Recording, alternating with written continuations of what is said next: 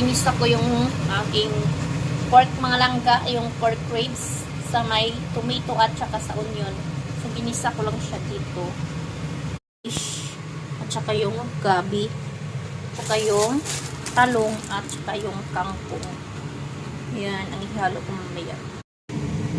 So, ayan mga langga.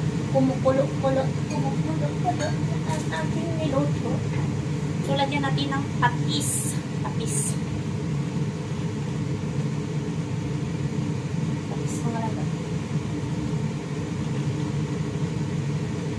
Ayan.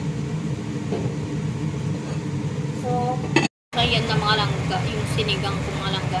Lagyan natin ng mainit na tubig.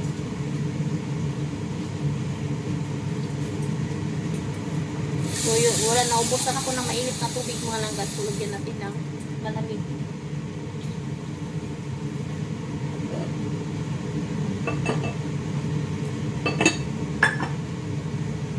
Ito yung sangkap ko sa aking sinigang. May gabi,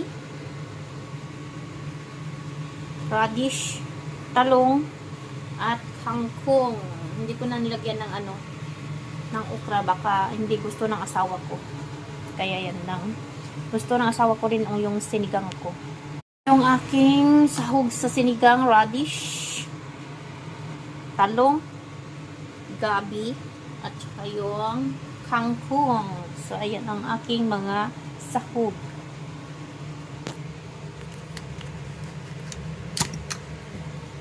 Mga langga, bumukal ng aking tubig. Tubig sa may So, lagyan natin ng asin. Ayan. Asin. So, lagyan natin ng sinigang.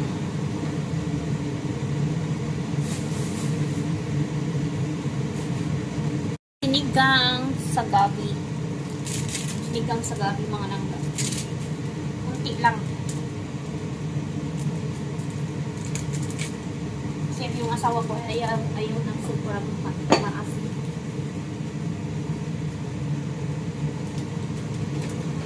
So, ilagay natin tong gabi.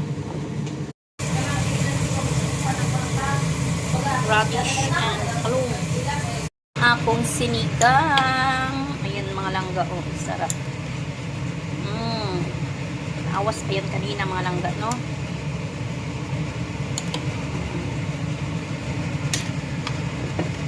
Ang buto-buto niya mga langga nandun sa loob.